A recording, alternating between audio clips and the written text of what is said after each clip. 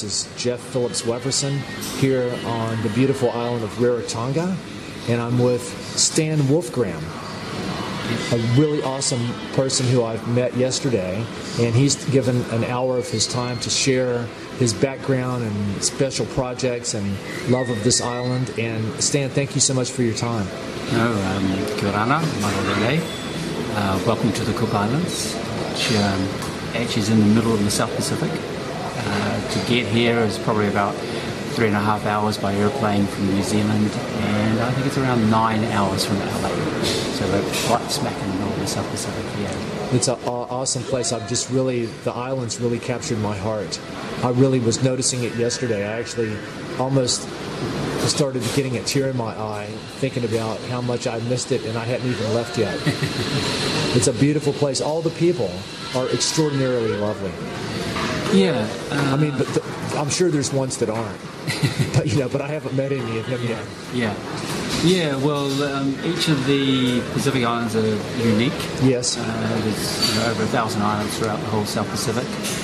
We're in the Pacific Ocean, and we are the largest ocean in the world. It covers half of the world. It covers half of the world. And actually, for me, my mother is a Cook Islander. Yes. So she's from here. My father is a Tongan. Yes. From the island of Tonga. And I was actually born in New Zealand. Yes. Did you ever live on Tonga? Yeah, so I started going back to Tonga when I was 3 years old. Yes. My parents shifted back there when I was 17. Yes. So I would spend quite a bit of time going backwards and forwards to Tonga. As my parents have gotten older, they've started to spend a bit more time in the Cook Islands. Yes. So where do they live mainly now? So they've been actually it's between Tonga, New Zealand, and the Cook Islands. Okay. So they live between the three. They are a bit older now, so they're because of medical, etc. They're spending a bit of time. Are they just slowing down a little bit? Yeah. Well, that's good. Things aren't quite a blur. Things aren't as blurry when you're going a little bit slower. Oh yeah, no, I think it's just that cycle of life, and so it makes us all aware of maybe how fragile life is and how probably important it is to get on with a few things in life. Absolutely. Well, there's a syndrome. I had a partner from Belgium for 5 years, and we traveled all over Australia and New Zealand, mainly by hitchhiking. We loved the beauty of nature, so occasionally a new place would come on our radar that we would fall in love with, and we go, oh my God, we got to go there. How are we ever going to do that? Like, for example, Hinchinbrook Island, and other places like that. And but this happened more than once. We would finally be on almost arriving at one of these destinations. It had taken us years to get there. Yeah. And we'd be like maybe hitchhiking and riding with somebody that lived close to there. Yeah. And we'd say, hey, so how many times have you been to Hinchinbrook Island? They go, oh, well, we'll get there one of these years. And I go, what? Yeah. You live that close to this magnificent place and they've never been just because they can't. Yeah. Just because it's right there, they end up and then their life's over and they never did it. Yeah. So I'm like the exact opposite. Yeah. I try to do everything now. As much as you can. Yeah, well, that's that thing of living life. Why do we live to work or do we work to live? So that philosophy. And so I think you're fortunate if you can be in a position where you can live life to the fullest. And as you say, sometimes it's pretty much a matter of choice. Exactly, and we make that ties in with one of my big philosophies of life. People, they see my art and they go, Jeff, I wish I was an artist. And I go like, well, you are. Yeah. Even if you haven't tried painting or writing or playing music, you are your own work of art, because to me, art is not so much about the artifacts that you create, but it's about your process of creativity and the choices you make. So the choices you make your whole life at all different levels and that you're making all the time, that's how you create who you are. Yeah. And whether you relinquish that to other forces outside you, and it's more complex than that, but we are creating ourselves. Yeah, definitely. So I think maybe in environments like this in the Pacific, where we're less pressure on commercialism, etc. Yes. That we have a little bit more freedom as far as the ability to make these choices as far as the direction of our life is concerned. Absolutely. So, I find this place to be very inspiring. It's a great environment for me to be creative in, and to just kind of like. I'm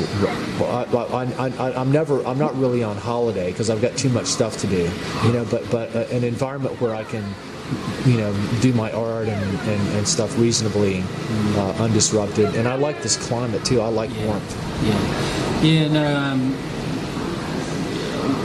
Where I come from, I suppose, and where I work in that space, one of the things we talk about human nature. Yes. And so we talk about them as a fact of two separate entities, and a lot of people actually have lost touch with the nature side. So it's about the reconnection between human and nature. That's a very good point. Well, so now, Stan, tell me about how did you come to? Tell us about where we're sitting right now. So we're sitting in a place called Te Ara, Cook Islands Museum of Cultural Enterprise. So it's a social-economic development project, a model around a major issue in the Pacific and developing nations, and that's the issue of trade deficit. In the Cook Islands, we have approximately $140 million worth of imports and probably around about $30 million worth of exports. Because of that, we've become very reliant on external factors. There's less development internally as far as using local produce, etc., local knowledge. And a lot of money goes out of the economy. Yes. Now, how does the telecommunications thing fit into that? Is that considered an import?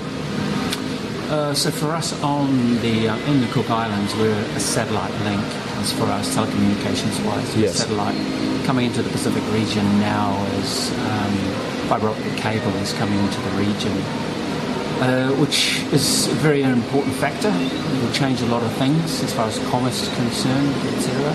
But for us at Te Ara, our philosophy is around it's an opportunity for us to have our own voice in the Pacific region for once. Or not for once, but if we can capitalise on it, we can have a strong voice globally coming out of the region, grassroots up. So that's one of the sort of platforms that you're involved in with this. Is it? Would you call it an organization or a project or a? So we are. Are you an NGO? No, we're not an NGO. We're private sector actually. Okay. Well, we sit in as around social enterprise. We're entrepreneurial. We sit in that social enterprise sector. Yes. Our mission statement is around economic self-determination for Cook Islands peoples. Yes. We look at the issues around trade deficit, and what they do is they make us, as I said, very reliant on external factors. We want to be self-reliant. So we have a classroom upstairs where we teach business, but our philosophy around business and development, we have 3 pillars. The pillars are business acumen. The second one is culture, community, and the third is the environment. And bringing the 3 together in balance, or trying to find a balance, is what we call sustainability. Yes. We look at a lot of other people and their models, they'll only factor in one pillars. And they look at the financial side, so for us, we take a holistic approach to sustainability. In doing that, this is a classroom upstairs. We teach business upstairs, and then from here we go downstairs into a marketplace. So not only do we teach around developing a product, but we actually put the product to market. So this goes to market. And then the third factor in business is the buyer. So we'll create an attraction for tourists, and that's the buyer that will come into the economy. They'll bring new money into the economy. So that's the business cycle around developing local businesses, economic self-determination. But also what that does is gives us the opportunity to educate visitors that come to the island. Yes, I can see that. But so would an aspiring young person, for example, that wanted to have a business here of some kind, would they come to you for guidance or counseling or direct assistance somehow? Or you do that kind of thing? Yeah. So we're an organisation that offers that type of service. There are other agencies that do so, the same thing. Would you loan them money to start their business? We loan them money. No, I'm just kidding. No. At the end of the day, this is where the business acumen side comes in. Yes, they have to do that part themselves. Yeah, well, In the region, there's a lot of players that are in the region, and they're here with different agendas. Yes. So they all vary anything from local government, regional government, NGOs, etc., corporations. Who are some of those bigger players that are active here? So there'll be anything from the local government agencies, which is the Business Trade and Investment Board locally, Yes. the local Chamber of Commerce, the Ministry of Finance, etc. locally. Mark Brown? Mark Brown is one. And then from there, regionally, you'll be looking at the New Zealand government, so you're looking at aid funders. So now, this is kind of a footnote, but it confused me for a while. Now, how long ago did the Cook Islands become a sovereign nation that wasn't under the governorship of New Zealand? Or has it always been? For some reason, I thought that like 15 years ago, this was it was part of New Zealand, like geopolitically. Well, it goes. So you go back to around the 1860s, we became a protectorate, a British protectorate. Yes. And then officially, which is really the southern group of the 15 islands. Okay. Then the entire island became a protectorate around the 1880s, and then by 1900, after a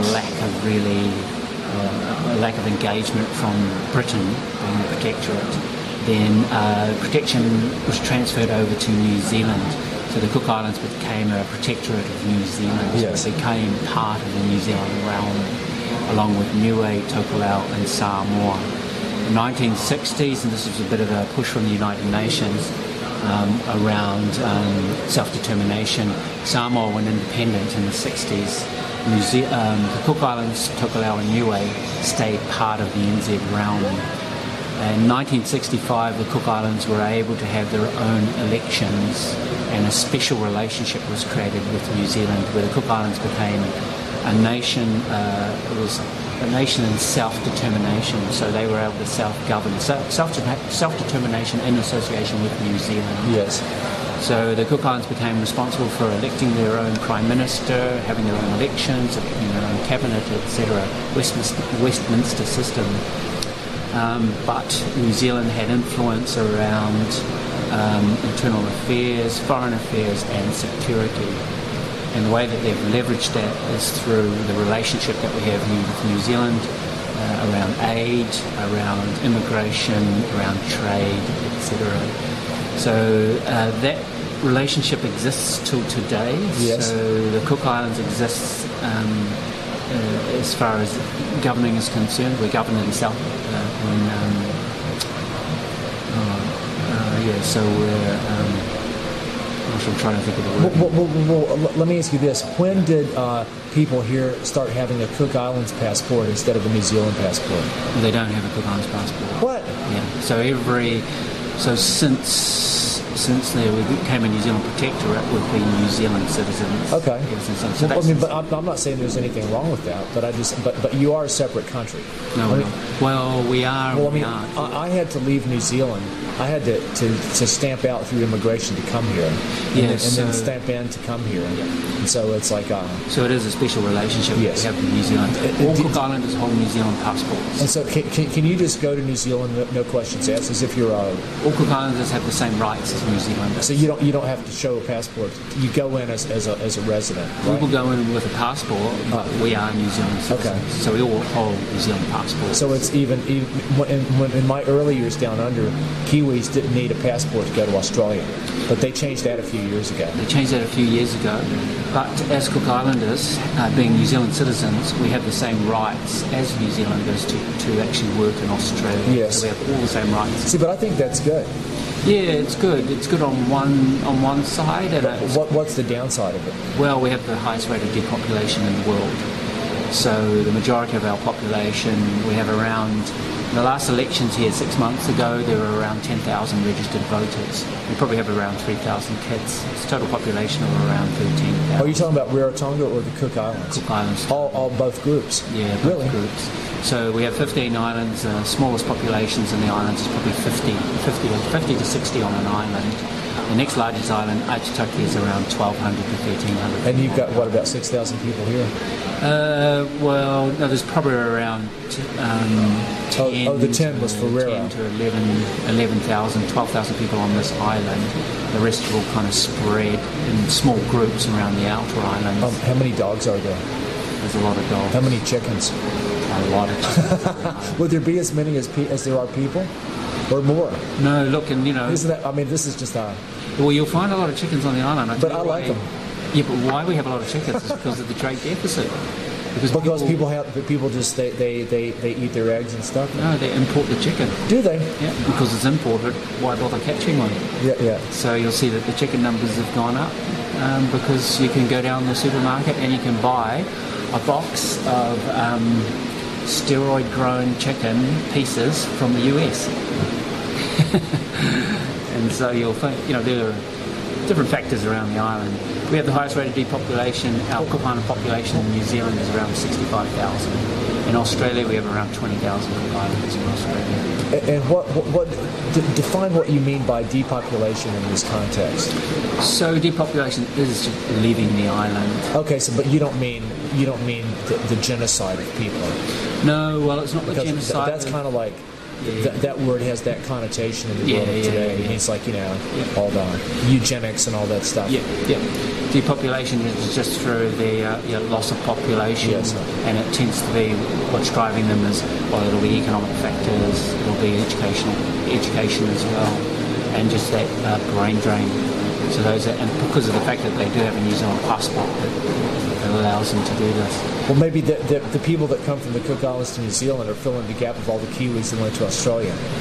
Yeah. I mean, Yep, they were. Look, there's other things because of the mining. So there was a big mining boom in Australia. What a horrific way to employ yourself. But throughout the Pacifics, there's a history throughout the whole Pacific Islands, right back to the 1860s with blackbirding. Yeah. Now, explain exactly what that is. I've heard that expression, but... Well, in the 1860s, there were factors such as, there was whaling and sealing throughout the Pacific region. Yes. And then the whaling, as far as the net price was concerned, started to drop. There was less whales available. Even more horrific than mining. Yep. So this factor of whalers and sealers throughout the Pacific, but then factors such as the American Civil War, which was in 1861. With the Yanks and the Confederates. Yep. What that did is that basically, cut down the supply of slaves available, especially into South America. So blackbirding was the same as slavery. Were people captured against their will, Yeah. or were they like employed? No, they were captured against their will. I didn't know that that's what that actually meant. Yeah, so in the 1860s and really from 1862, after American Civil War, 1861 to 1865, there was a drought of slaves, and so they came into the Pacific looking for slaves. To bring back to America. Well, the slaves were pretty much going into Peru. For us in the Cook Islands, Why Peru? our slaves, because in Peru they had the cotton fields and the maize fields, and they were taking slaves originally from the States. And so, I didn't know that. So because of this lack of slaves and because of, actually what happened is that the whalers turned towards slavery. So they would go into the Pacific, invite people into the hull for trading, and then they would close the hull. Oh my God. Basically, That's just such a dark chapter that's really not over, because, I mean, my own feeling is that the global financial system really is just a form of really ultra high-tech slavery. Yeah. In a lot of ways, in terms of it doesn't have to be like that, but in terms of who controls it and the dynamics of it and stuff. So in a way, we're all kind of like slaves to a degree. Kind of, and so we the fact that it's been missing, and after the Industrial Revolution, after this corporate, as far as corporate powers, etc., is concerned. But I feel as though they've in some ways had their day. Yes. Because of the way that the state of the environment, as far as the internet's concerned, as far as just the state of our planet's concerned, and as far as probably grassroots indigenous voices are concerned, I think corporates have had to change their way and realise, or at least put a lot of money into the PR to convince us to make us think they've changed. But is it true that Iceland locked up a bunch of bankers, or was that just hearsay? Did you hear that story a year or two ago? No, I didn't hear that story. Anyway, I think bankers have been locked up. Oh my God! Since the beginning of time. That's funny. Yeah. But the blackbirding thing. So is that whole? It's a thing of the past, right? Yeah, it's the thing. Is there anywhere in the world that actually still goes on?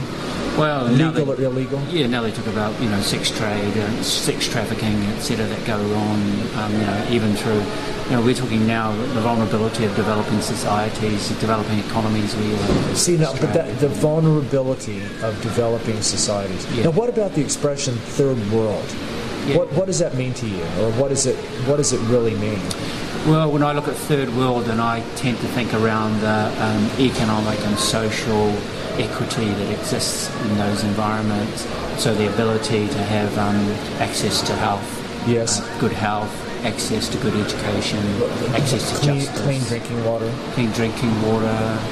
food, access to so that's where I see when it goes to developing equal rights, women's rights, youth rights. Well, what's the second world? Because I know the first world, I'm always saying like, oh, my holiday home only has 2 bathrooms.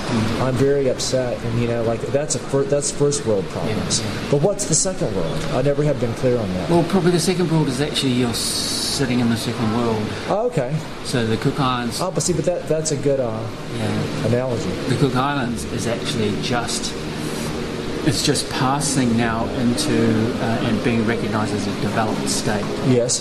So before it was Is there undeveloped and then developing, or is it just developing and then developed? Well, there seems to be developing. So the Cook Islands was recognised as developing. Yes. A developing or underdeveloped country. But can you put a cap on the developed thing? Because once it gets going, it gets kind of a momentum of its own. Imagine this place if it had a whole bunch of, if it was like Maui or something, filled with skyscrapers and shit. Yeah. Is that hopefully that's impossible that would ever happen. Well, that comes down to the powers that be. The powers that be, and then we're also talking about it's political. So there will be political, there will be economic influences that will determine the future. But hopefully the people can have more of a voice in that. And that's part of what you're doing. Yeah, that's what we're doing. You talked about the internet. Well, we actually have fibre optic cable inside this building. We're the only building on the island with fibre optic cable. Well, that's good. So you're not using Wi-Fi. Well, we use Wi-Fi, but the reason why we went to fibre optic cable because we see dialogue, global dialogue. Yes, it's important. We need to have a voice in the world. But is that just giving you greater bandwidth? Is that the technological advantage of fibre optic? It gives us greater bandwidth, but for us to actually compete, the other thing too is about us putting our content on the internet. Yes, and our content and feeding it to the globe rather than the other way around. Yes, and for us. Really, the past has been about other people telling our stories. Yes. The future lies in us telling our own stories. Absolutely. Putting our own content out there and our own opinions and perspectives. And so, being able to have, you need to be on the same level as far as the same level playing field, same platform. And so, having fibre optic cable in this building puts us in, at least we're kind of on a technical level. We're able to kind of get the same and send the same data back again. Well, do you have sort of like your own TV and or radio studio here or station? We don't, but we've worked in the area of capacity building local storytellers. Yes. So we created basically a model.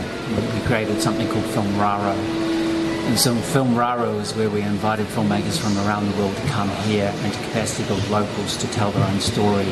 So we talk about digital preservation of language heritage or the preservation of language heritage and culture in the digital format and educating our people, giving them the capacity to do that. Yes. So that they can tell their own stories and basically preserve their own identity. Just backtracking for a second. Yeah. I wanted to ask you, who of these sort of bureaucratic or corporate entities or organizations might have an eye on this place in the sense of stuff that they'd like to see happen here? And, like for example, the multi-story condos and high-end resorts and stuff like that. And also, I was going to talk with you about the environmental stuff later. But I know this place is really on the radar for the deep seabed mining people. Yeah. And you're talking about on the radar as far as the whole island or the Pacific's concerned. Well, both, but specifically here. Well, so the Pacific region now is more topical than it ever has been at any time in history. And that's got to do with climate change, state of the ocean, pollution, plastics pollution, etc. It's also got to do with in some ways the last stocks of mineral resource or marine resources existing in the Pacific. And then the other factor of security. So as far as global security is concerned. Who would you need to be secure from? So, the Chinese are now pushing into the Pacific in a big way. So their strategies around the whole trade, etc. So because the Chinese are pushing into the Pacific in a big way, that's woken the Americans to look at the interests in the Pacific. And because of the Americans having interest in the Pacific, then that's also woken the obligations of New Zealand and Australia as far as, in some ways, being the advocate for America in the Pacific region. Well, have you heard the expression, the Pacific pivot? Yeah. And there's and other factors from UNESCO, United Nations, having interest in the Pacific. So the Pacific is actually full of a lot of people interested in the Pacific region at the moment. Thomas, our friend who you met, he said he was talking with somebody, I think that worked for Blue Sky, and they said that there was actually somebody from America was here talking with the Blue Sky people about the necessity of being able to protect their undersea cable. Yeah. So, do you know who that was? Or yeah, I had a meeting with them too.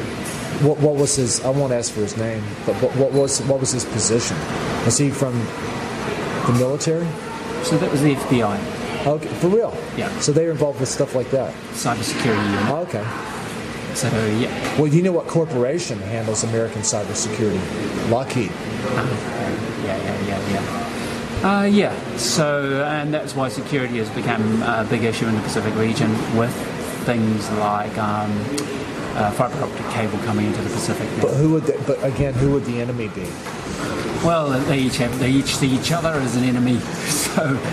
So yeah, be it from so as I mentioned, all those players, they all have their own interests in the region. So they're all wanting, they're all looking for an edge over and above each other. And so, but you know what I found interesting? My friend who's a marine biologist in Hawaii. Yeah. He's very intimately related with the military there. Yeah. And he told me his brother actually owns a defense contracting firm that does highly classified electronics manufacturing. And he made it clear to me that almost all the countries in the world, possibly even China and Russia, they all have sonars and microwave weapons and stuff made by the same corporations: Lockheed, Boeing, Raytheon. Yeah, right. Yeah. And so they're really the corporations. You can't call it trading with the enemy. Yeah, because it's not really the enemy. Yeah. You know what I'm saying? I mean, it's kind of a complex world. It's a complex world. There's been research into the fishing industry, and they've traced a lot of fishing industry back to corporations, which are not even in the fishing industry. Well, but it goes back to what we were talking about yesterday about how the banks or private foundations or the Navy, they can create all kinds of intermediate foundations and front companies and that can buy this and control that and donate money and do all this stuff, and people may and or may not know who they're actually dealing with. But I mean, if we actually knew the reality of the scope of all that kind of stuff, people would probably be shocked at like who owns the biggest fishing companies, which are really out of control in New Zealand right now. Yeah, I mean, so our way of kind of getting around that is that what we tend to do is that, so as an organisation, what we do is we create sustainable models, development models You mean like as a computer simulation or on paper, Like this. conceptually? Yeah. So we'll create models of development. Yes. And so our thing is around Pacifica. So models of development that develop Pacific people, the Pacific region. Yes. And so for us, we've been in it for a long time, so we can research the model. We know the pluses, the minuses. We know where the benefits will come. Yes. And our thing is actually our thing is going in and working with organisations who will actually help us to fulfil those models. Yes. And so even if that meant restraining the reason that their company exists, like for example, the purse seining, fishing and stuff. But for us, we will research the organisation and not be. So you wouldn't deal with somebody that was. No. But what if even the fact that you wouldn't deal with them, but their presence is still being felt? How does that figure in? Well, and so we've worked in scenarios like that, exactly that scenario. For us, and then we've been approached in the past through tobacco companies offering funding. What was their agenda? Just as a market, or did they want to grow it here or something like that? Well, what they wanted was political leverage, and they knew that associating with us with certain models that we created, because we were working in government sectors and the community, that they knew that they could have some political influence by associating with us. So they would come to us with money, lots of money, and this is the tobacco industry, and also from the alcohol industry we've approached. But for us, we're taking those factors, as I said, business acumen, culture, community, and the environment. Did they bring some beads and blankets? Well, you know what I'm saying? Yep. But it's a business relationship, so they were offering them in a very formal business way. But for us, as far as our philosophy and integrity was concerned, at the end of the day, and this is how we build our own philosophy. Yes. We need to have integrity. Yes. Not just about how we run our business, but for our people as well. Absolutely. Well, and so now tell me this: how you've been doing this project for a couple of years, right? Yeah, but I've been working in the sector over 35 years. For real. Well, so do you have much awareness or feedback on how the outside the geopolitical, bureaucratic, or corporate community is looking at you? Yeah. How much they're aware of you, and do they think of you as friend or foe, or someone to be an ally to be, to work with, or someone to be wary of, or sort of all of the above, probably? Well, generally what happens is that a lot of these larger organisations, corporates, governments, etc., agencies, they will come in with an perception of who we are and what we are. So they'll come in with, in some ways, a stereotype. Yes. And so for us, our thing is actually being able to turn that around and dispel their stereotypes and actually talk to them about who we really are and what we really can offer them. And that's probably you usually doing that, you yourself, right? Yeah. Yep. See, but you're good, man. You're really good at But for me, I go back to my integrity. We go back to your basic, your mission statement, and I'm a Pacific person, and this is something I've learnt over my life. And at the end of the day, I'm here to serve my people and serve my community. Yes, and so and all the non-human life forms too. Yep, exactly. Which is and that's what I talk about: my environment and my culture, my community.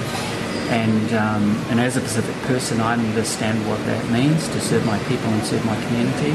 And at the end of the day, how I judge my work, etc., is by my interaction with my community. Well, I was just telling Thomas that one of my favorite quotes from the Bible, I think it's a proverb that's just come to my mind so many times in recent months: "By their fruits you shall know them." Yeah. And see, isn't that cool? Because it's not what people say. Yeah. It's the fruits of their actions or inactions, So it's like, that's the reality. Yeah.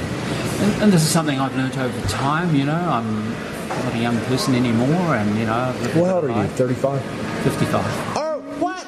No way. Yeah, I'm 55. Dude, you look at least 20 years younger than that. I'm serious. Well, maybe because I have a good philosophy in well, congratulations. Yeah. I know. So I do. I try to live a very. I live in. For now, I'd say that I live in service.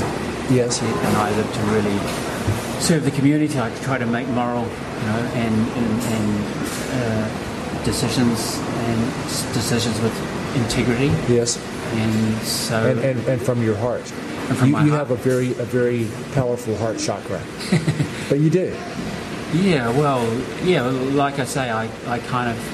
For me, it's instinctive as far as knowing at the end of the day and looking past myself that there's something bigger than me, and knowing that hopefully I'm making decisions that are of benefit, And a lot of times you may be involved in stuff that you don't know when you might ever see the result of it, and you have to sort of hope that you're actually being guided in the highest possible way. Yeah. A friend of mine and I, we talk about chasing rainbows. Yes. And at the end of the day, you can chase the rainbows, but you've still got to, take the step, dig the hole, move. Absolutely. But you know what's funny about a rainbow is a lot of them are actually, they're literally just right there. It's not even far away. Yeah, it's like this optical. The light is actually at your fingertips. Yeah. Even in the Pacific, we talk about rainbows, and for us, rainbows are significant because they can signify either a beginning of life or passing of life. Yes.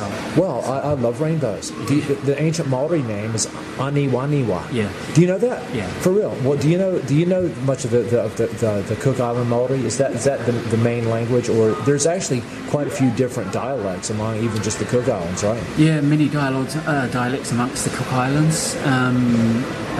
Do you know any of those? No. Or bits and pieces? Bits and pieces. But do you know the name? But that's cool that you know Aniwaniwa. Yeah, so for me, I'm a Cook Islander. I'm in New Zealand. I'm a Polynesian born in New Zealand. Yes. So I was brought up. My parents came to to New Zealand for a better life, for their kids, etc. And also, too, within the Pacific, what happens is that a lot of land gets split up, and then they separate the family land and becomes a little economical as far as living off the land is concerned. So they look for another life, they look for a better life, and New Zealand opened the doors around after the Second World War. They were looking for a lot of development. A lot of Pacific Islanders were encouraged to work in the factories and help build New Zealand up after the Second World War. So my parents were there for a better life. But very much for them, their culture was very much shunned upon. So the next generation coming up, they encouraged us not to really to learn our culture or learn our language. Yes, that's the age-old story. Yeah. Our culture wasn't in the curriculum, our culture wasn't in the language. So then now I have two sons, and so now it's important for me that they can reconnect to who they are and what they are. Yeah. They could be electric, those quads. They could be electric, but they're probably imported from China. Sure. Well, let me ask you this. Technically, what's the difference between Polynesia and Melanesia? It's strictly geographical, not cultural, right? It's cultural. Is it? Well, yeah. So, this is just for my own information. Yeah. If we go back to the migration, the Polynesian navigator, wayfinder, voyager. So over a 5,000 year period, they were able to populate the Pacific Ocean. And where did they come from? South America? No, coming down actually from Asia. Okay. So they actually came down from Asia. So all the evidence from linguistic to DNA, archaeological evidence shows that they actually came down from Asia. Over a 5,000 year period, they were able to populate the Pacific Ocean. But through that population period, they needed to develop methodology around navigation and technology. They're the master navigators. Yeah. So they regard them as the world's greatest navigators, and the vessel, the Waka, is the world's greatest navigation or voyaging vessel in the world. Have you heard of a guy named David Lewis? I think so. You might be interested. He's a Kiwi guy that wrote these books about Polynesian navigation techniques. So as far as the navigators are concerned, not only did they develop this methodology and this technology, but they also developed their own religion, which is very much based around these elements that guided them. So, like the Greeks, so it was around the gods in the ocean, the gods in the air, the gods in the wind, our ancestors in the animals. The planets, the storms. Poseidon. Or But I love that stuff. Tangaroa, Papatuanukulu. Yes. Tangaroa, so those are all our gods. And for us too, as far as Pacific people, I recently had a discussion with a pastor that came through, and he said, well, they must have been really brave. But for me, bravery belittles the science that they had and the technology, the advancement. So it wasn't so much about bravery for them as the fact that they knew what they were doing. They were master navigators. They knew what they were doing. They had developed. They didn't just trust it to the gods. They didn't just trust it to the gods. But that might have helped. But they also had developed a faith, and so for them, as we were discussing, for them, faith and spirituality wasn't just on the Sunday. For them, spirituality and faith was 24/7. And how could it not be? Exactly. So they woke up in the morning, from waking in the morning to eating, to sleeping, to planting, to fishing. Everything was amongst their faith and based on their faith. Every moment is sacred. Yeah, every moment. In my life. Yeah, and so we talk about that spirituality that they had, and the fact that spirituality was part of what drove them to be the voyagers, to be the navigators, to understand that their gods were in the ocean and their ancestors were in the animals of the ocean, and that gave them the faith to drive further forward and forward. And how did they have an ultimate destination? Like, did they finally go, we're finally there? Because apparently Hawaii had kind of that. It wasn't a final destination. Hawaii was a place where you would come from. So your spirituality was based on Hawaii. Okay. So, and the other thing is that the life was cyclical. Yes. You come from Hawaii, you go back to Hawaii yes. as well. So, and Hawaii was not up, it was down. So yes. It was in the ocean, okay. It was in the earth, it was in the underworld was Hawaii. Very cool. So yeah, so this is part of what motivated them as well to voyage and to discover. And really they went as far as, and they were pushed to by overpopulation, lack of resources, and the fact that they had the technology and they had the methodology to go further and further. So they were discoverers as much as anything else. Well, so they were probably just as good at getting where they were going and knowing where they were as James Cook, in a different way. Well, they say better actually. Well, they say better actually. So for them, they were very much guided by nature, at one with nature. Did they make maps? Yeah. Were they cognitive maps, which I think the whales and dolphins have, like a holographic acoustic maps in their head? Yeah, exactly. So for them, as Pacific people, they have they have things where and initially coming out of Micronesia and Melanesia, they developed things such as stick charts.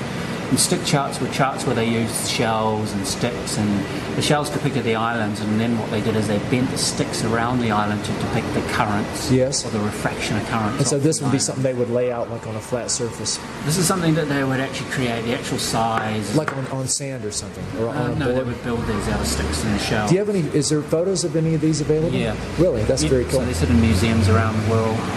But that's an example of primary navigation techniques, methodology, the stick charts. But from there, moving on, the stick charts were in Micronesia, they were in Melanesia, but they never got to Polynesia, because by the time they got to Polynesia, the navigators were celestial navigators. Yes. And also our language was passed orally, and the way that as far as our social structure was concerned, we had vaults of information that were kept in the minds of taonga, either priests or people that actually kept knowledge around lineage or chants or dance. And that's the way that we transferred the information. And so they transferred it orally. And that was part of an initiation, the ability of someone to prove that they can recite it properly? Well, so there were different elements or different factors, selection processes, where certain individuals are selected or inherited rights, etc., toward these skills. But then, of course, you had to display those skills as well. So there was this factor of mentoring, this factor of apprenticeship that existed as well within the culture. It strongly existed within the culture. And the thing of ancestors as well, the relevance of ancestors was very, very strong as well. So that's that understanding of the knowledge and the past knowledge and the knowledge And for Pacific people, then the understandings of past, present, and future. So, now explain. For example, I was studying about linguistics when I was in college, and he was an amateur anthropologist that was the first outside person to live with the Hopi Native Americans, and he started studying their language and stuff, and he was freaked out because one of his initial observations was that their whole language didn't seem to have any tenses. Yeah. They didn't divide it up into past, present, and future. Everything was now. Yeah. It might have been distant in space, but the time factor was all simultaneous. And that's so different from the West, from the English. Yep. And so that existed too within the Pacific culture, which is why this element of spirituality existed as well. So birth, life, death, afterlife. So understanding that those worlds all exist in one. In one, it was all here one reality. So, so then we're talking about this transfer of knowledge and how they were able to transfer the knowledge, and they transfer the knowledge, orally, dance, chant, etc., through apprenticeships, and then in some ways creating certain classes as well. So having a priesthood. Within the Pacific, were the priests also the navigators? Yeah, so they say that was like the highest and most relevant knowledge that you could possess. Yeah. They were astronomers. They would have become astronomers. Yeah. So they say that the spiritual center of Polynesia is an island off Tahiti called Raiatea. Can you spell that? Oh, Raiatea. Raiatea. Yeah, I've never heard of that. Raiatea, just off Tahiti, and there's a marae there called Taputapuatea. So they say this is the spiritual center of Polynesia, and from that center is where they educated their priests. And the priests were brought from young boys. They were selected, and they were taught. They were taught in the knowledge of their ancestors as far as the spirituality was concerned, but they were also taught in the vaka, because the vaka was very much a part of their spirituality as well. And what does that mean? Is that WAKA? Different for different places. Because in one sense it means a boat, right? Or So there's the waka, which is the New Zealand word for double hull canoe, or waka, ocean going, which is here in this Pacific region, and there are other words for it throughout the Pacific. But for them, it was very much part of their spirituality.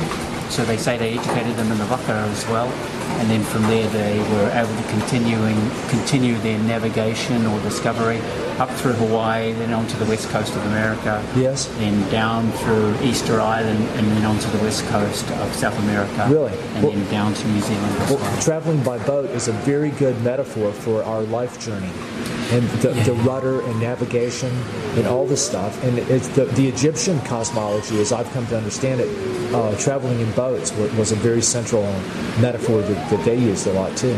Yeah, well, there was a lot of the spirituality that was embodied into the waka, everything in its design, etc., based on, again, everything was around the spirituality of faith that they lived.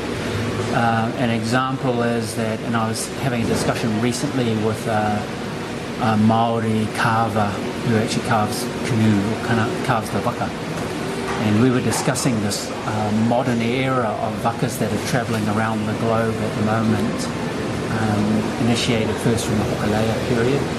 And now these wakas that are travelling around, we were talking about a certain ceremony when they arrived in different countries. One of the ceremonies where the crew of the waka would take a stone, and then they would give the stone as a gift to the local people. So we were just having discussions around where the ceremony may have started or where it came from, and we were talking about the consciousness of this. And for the carver and I, we discussed and thought that probably it's not something that our ancestors actually did. It's probably a modern embellishment of this gift-giving ceremonial thing. But it's not a bad idea. It's not a bad idea, but for us, where we see it, you want to stick to the way it really was. Well, we're thinking back of how it would have been traditionally, and we think traditionally, probably more appropriately, is that first when you arrive on a waka, there's no one to give the stone to anyway. because it's new. And plus, you never know. Even if you did, they might be suspicious of it. They could be, but and we're talking about the first navigators, the first voyagers, and where this would have come from. Yes. But ceremonially, the marae, or the religious or spiritual place of meeting, the marae is made out of stones. Are they? Yep. So they took a stone from the marae, which we understand, and the stone was placed under the mast or by the mast. Ah. And so by doing that, the marae is a place where the living connect to their ancestors and their gods. It's like a portal. Yeah. Any decisions that are made on the marae, they're made in association with your ancestors and the gods. Well, I've never heard it explained that way, but that makes a lot of sense. So when they take a stone from the marae, all those spirits and ancestors are imbued. They're connected with that. So but I feel that way about rocks. And when you put it onto the waka becomes a marae. And it's mobile. Yeah. But that's so cool. But you know, if I believe that rock is the body of Mother Earth. Yeah. So we've got it's a marae for all of Mother Earth and all of the life forms that have ever lived here. Yeah. And so from that, they've transferred the marae. They've brought their ancestors and their gods with them onto the waka. What better guides could you have? Exactly. That's really cool, man. And then when you arrive in a new land, they're there with you. You take that stone, yes, and you place it on the new land. And by doing that, then you're placing your ancestors have journeyed with you, and you've created a place with your ancestors and your gods. Well, and then ultimately, you already had ancestors that was from there anyway, because it's all part of the earth. Yeah. See, but how different is that from putting the flag of your country? Yeah. And how different is that than the ceremonies that they're doing today, where they arrive and they give a stone to a local? Is that what they're doing? Yeah, which is okay. We were just discussing the validity of the ceremony, and probably so this is more our. It's the Hollywood version. Yeah. Well, I think it's more the Western commercial version, actually. Yeah. I arrive, I've got to bring a gift, so here's a gift, just like Christmas. But the rocks I gave you weren't. I wasn't thinking anything like that. Yeah. So it's just a personal, personal thing. Well, which is, we talk about this as well. You embody yourself in this and your ancestors. And I want people to be stoned. And so we talk about the spirituality and the transfer of knowledge and the transfer of spirituality. So what I've been discussing is just an example of that transfer of knowledge, spirituality that existed for his people, and then how that changed. And you talk about where they journeying, and yes, they were journeying, and they were journeying through that discovery. There was pressures that pushed them to go further, but there was also that belief and faith to go further and further. And then, what changed it was when the missionaries and Europeans came through. That's when things changed. But all made possible by James Cook. Yeah. I mean, the other thing is the journey back is a different journey too, because the journey back, and these people were trading backwards and forwards. It wasn't one direction. Yes. And very much they were building societies, they were building kingdoms, they were building dynasties and tribes. So through human nature, the journey back was a lot different journey. And then the next thing too was then when the Europeans arrived, and that was a major factor that changed the region as well. But before we go into that, let me ask you about the whales and dolphins, both from your own personal perspective and how, in the context of what we're talking about here, anyone that lived on the ocean would have been very intimately related with the whales and dolphins. And I told you that story yesterday about how that was related to me by Rodney Nawaka, the leader of the iwi on Great Barrier Island, that Arafaro, the high priest of the Takatimu Waka, was guided across the ocean by 7 right whales who brought him exactly to where he wanted to go. Yeah. And I thought that was so cool, and I believe it. Yeah. And it's like, but what was the basic attitude? Because there's so many whales and dolphins. I mean, So when we go back to the spirituality and the fact that for our people they very much embodied their spirituality into the environment. And the environment also concerning the marine animal environment as well. I mean, for them, that's where sustenance came out of that environment. This is what fed them. And this is also where tools, etc., came from there. So for them, they were gifts to them as well. But also, not only were they gifts as far as sustenance is concerned, but they were also guides for them. One example is the fact that even we talk about navigation and development of navigation and population in the Pacific region. If we look at the element of birds and bird migrations, just the fact for us, for a person or a navigator to be in the water fishing, a fisherman, and one day to see a flock of birds fly over his head in the opposite direction, and then to see that happen another day and another day, this person's not stupid. They would know that the birds would probably go onto land. They knew those birds were going somewhere. And having the knowledge and the technology, why wouldn't they try to follow them? And why wouldn't they push further and further? So within those birds, then you can see there's a certain element, and eventually when they were able to regularly map the path and follow the path of these birds, and the birds became a part of their whole spirituality, and yes. then they would embody the ancestors in the birds as well. It was spirituality rooted in common sense. Yeah, spirituality and rooted in nature, and yes. In human nature, and creating the connection as well. And so, and from the birds also, and the animals and cetaceans as well. So following whales, knowing that there are migratory paths, and there are times of years that these animals will come up and that they will go down. Having our whales, humpback whales, that are actually feed in Antarctica, then they'll come up to mate and calf throughout the Pacific region. They'll come up around June, July, up until October. This is on your way to Antarctica? This is on their way away from Antarctica. Okay. Oh, yeah, because... Coming into the Pacific to mate and calf, and then at the end of the mating season, the calving season, then going back to Antarctica. In the summer. In the summer. And so we were discussing that fact of, so we know that they have a migratory path, and we know that that migratory path actually comes across New Zealand too. Yes. So for them to travel and then to actually see the connection, and actually before that actually embodying a certain amount of faith in these animals too, you can see how the relationship and how they connect themselves to the whales as far as guides for them, spiritual guides for them. Totemic totems.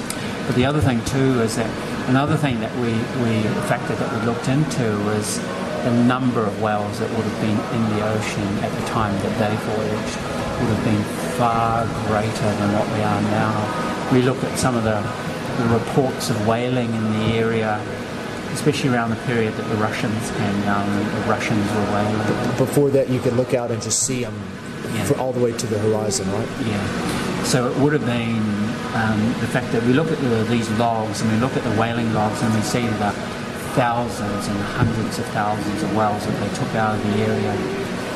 Today, when we work with the whales here, today we can follow them, from their blows, etc., but also through their song, so we can hear their song through the hull. And to think that back in those days of our ancestors, the hundreds of thousands more that would have been in the water, the easier it would have been for them to actually follow them, to be a part of their pods, and to hear their singing in the night, etc. So to understand that, yes, why wouldn't they have been guided?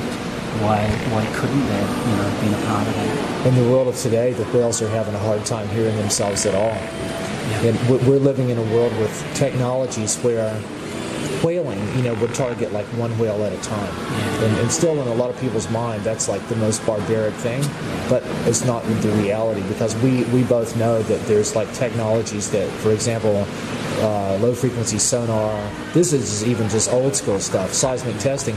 One blast can probably kill hundreds or thousands of whales depending on the location at once, or deafen them, damage them in a lot of ways. And so nowhere in the ocean is safe from all this stuff.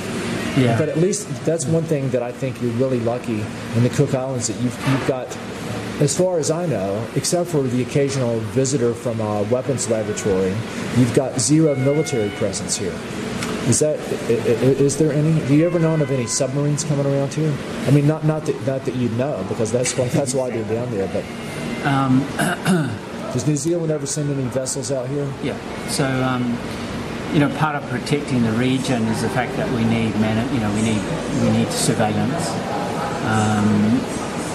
The Pacific is the wild, wild west right now. Well, the ocean, Yeah, the especially ocean. outside of anyone's EEZ, Yeah. Oh, it's not outside. except for the United Nations. It's in the EZ. It's Wild Wild West. So here today, throughout the Pacific, is the Wild Wild West. Yes. We're facing raiders every day. So, are there any Example. Are there any Wyatt Earps?